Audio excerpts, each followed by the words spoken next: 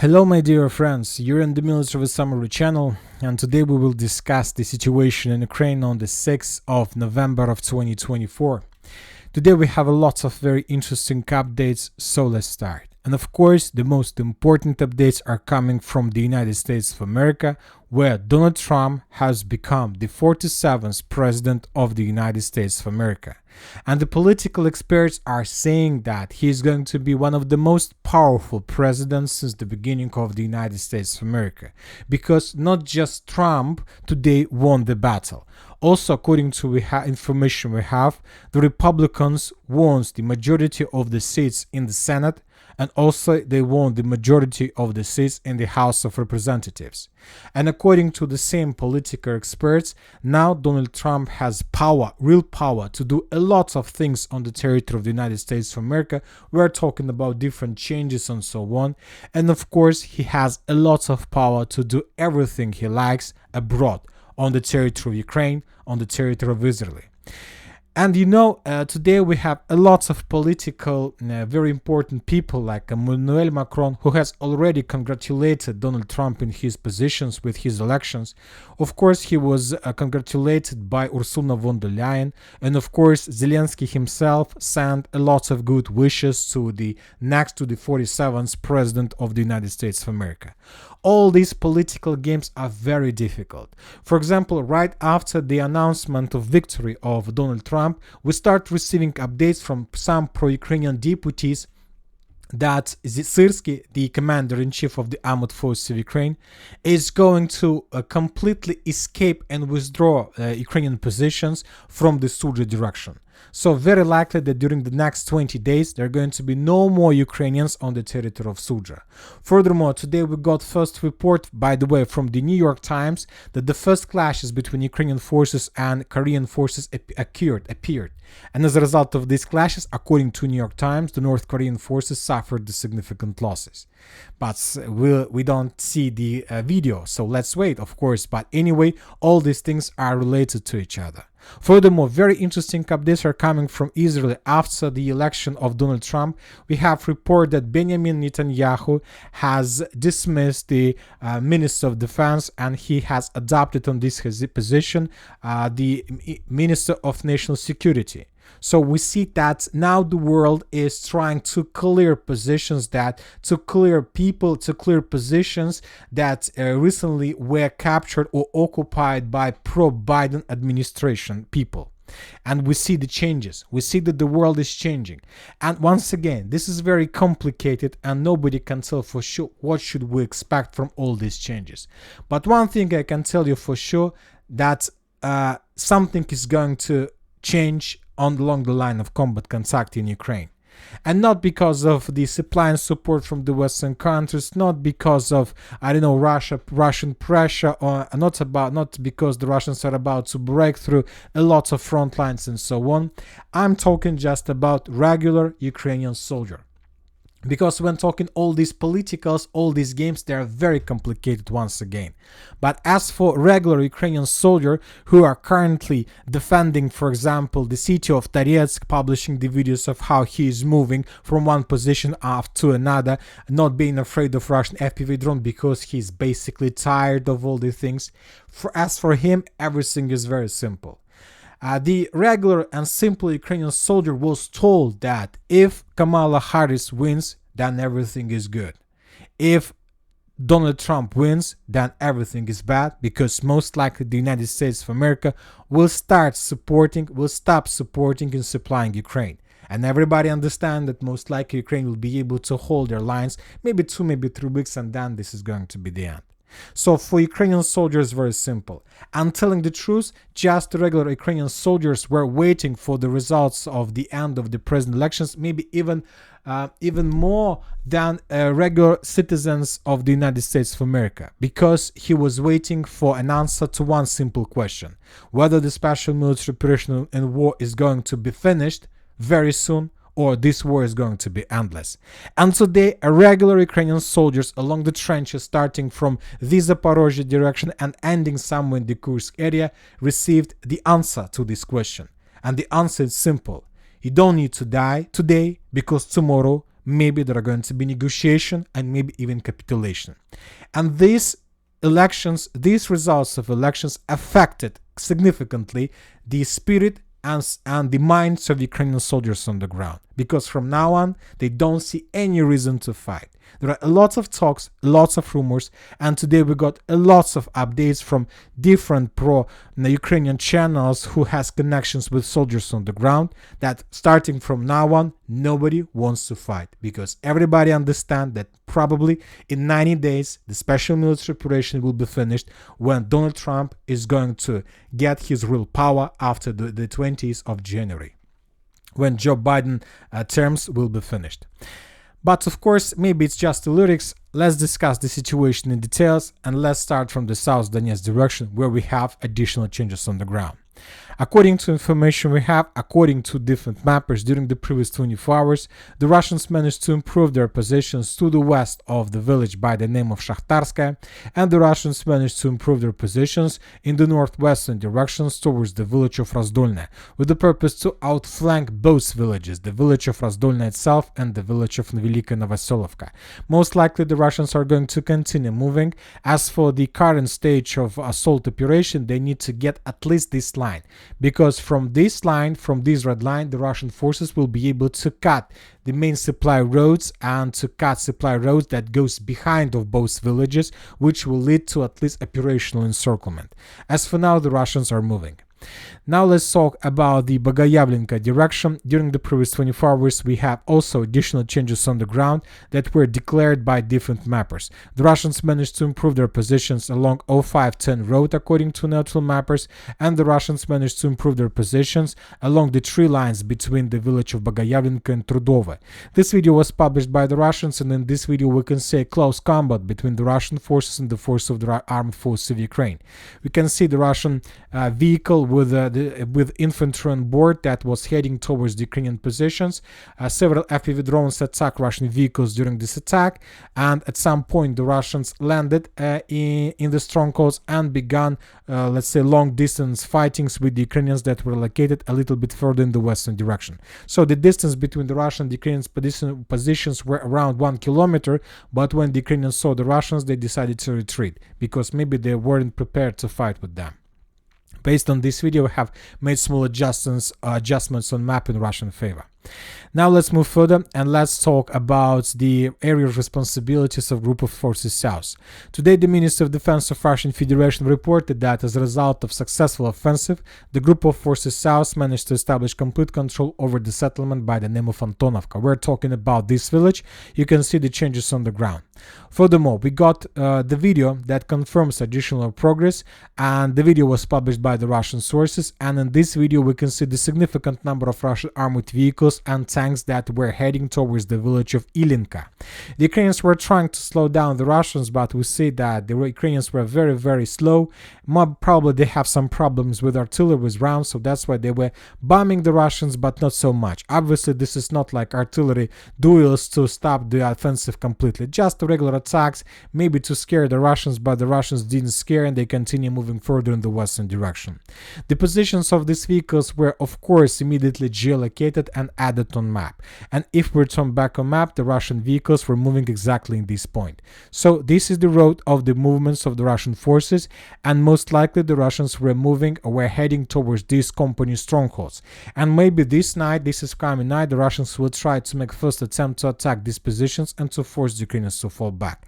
And you know, after the victory of Donald Trump, most likely when the Ukrainians from these strongholds see the Russian forces approaching them, they will ask themselves, maybe it's not the night I need to fight with the Russians, because maybe tomorrow the negotiation process is going to start. So maybe it's better to retreat towards more reliable positions. So very likely something like this is going to happen, at least in this direction.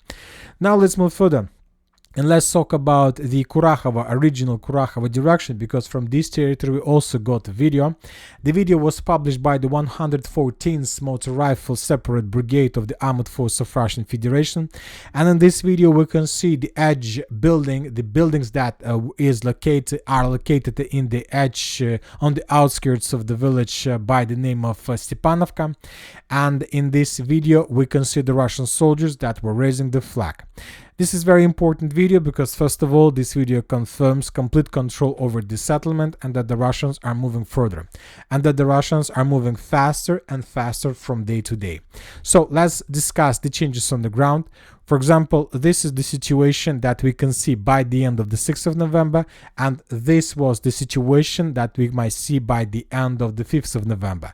As you can see, yesterday we got reports from neutral mappers and from Ukrainian mappers that the village of Stepanivka was captured already, but we didn't have any geolocations to confirm this. And now on the 6th of November, we have enough of information to color the territory not in contested area, but to turn contested area into the area under complete Russian control. Furthermore, the sources reported that currently the Russians are trying to improve their positions on the territory of Kurakhova itself, and today, according to reports, the Russians managed to establish complete control over the railway station by the name of Roy. This information was provided us by different pro-Russian resources, but once again without any geolocations that can confirm this.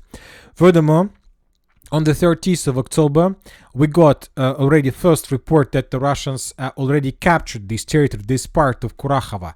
And today, 8 days later, we got the second confirmation. So probably during the first Russian attack, they indeed managed to reach these lines, but most likely after several Ukrainian counterattacks, the Russians were forced to fall back. And now the Russians managed to advance once again, and now the Russians were forced the Ukrainians to fall back. Anyway, we are waiting for additional updates or additional map changes, at least from different mappers, and most likely during the next 24 hours we're gonna get some. Now let's move further and let's talk about the Selidova direction. During the previous 24 hours we haven't received anything special, just the regular activities. I'll remind you that since the beginning of November this direction was pretty active and has a very big dynamic. So take a look at the map and take a look how the map was changing since the beginning since the beginning of November. Almost every single day we were coloring the territory either in contested area or in the Russian controlled territory.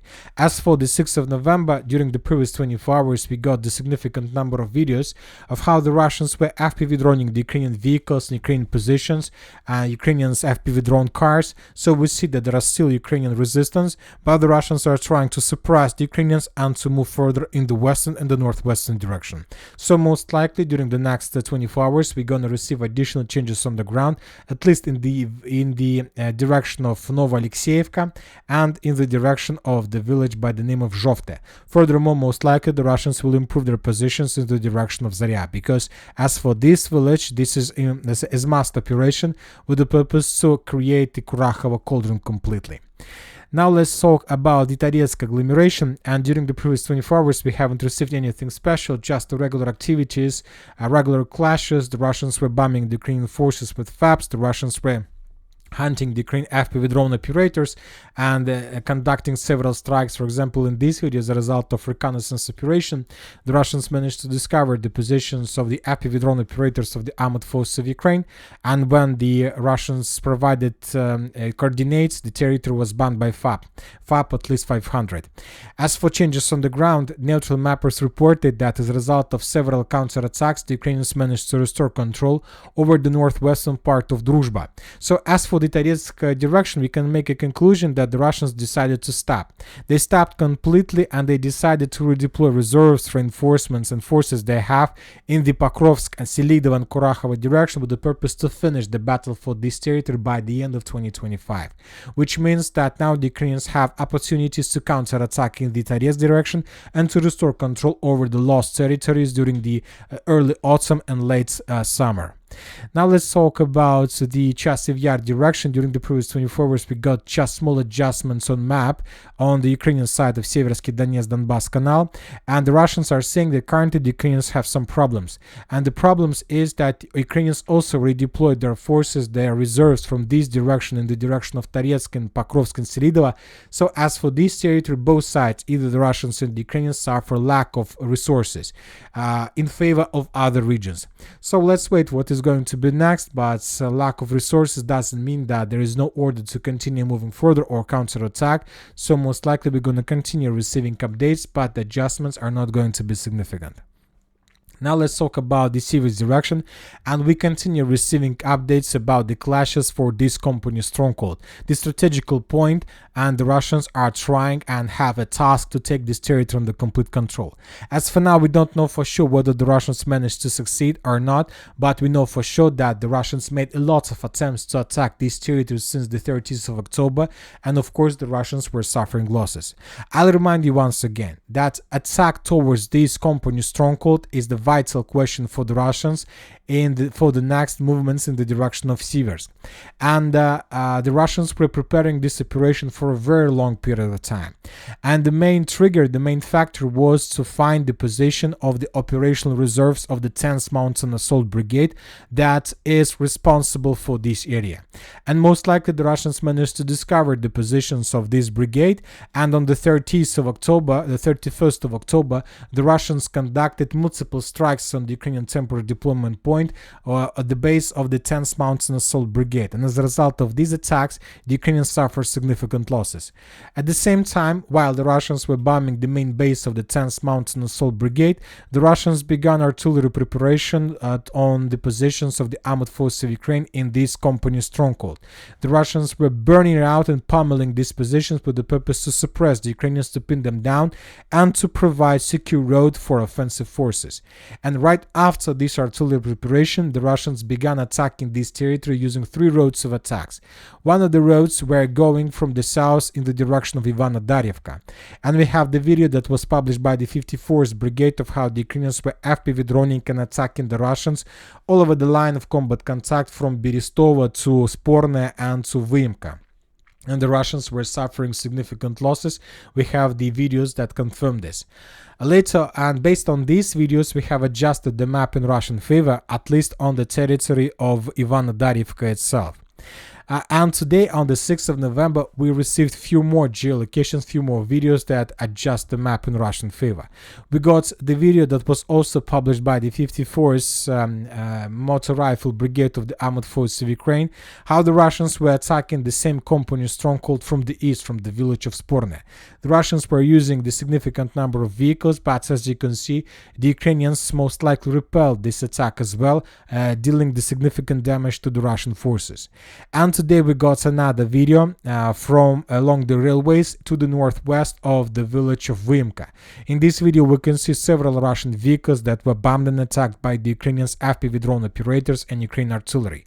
Based on all this video that we've just seen, we have adjusted the map in Russian favor. So let's take a look how the map was changing during the previous few days. So this is the situation on the by the end of the 4th of November.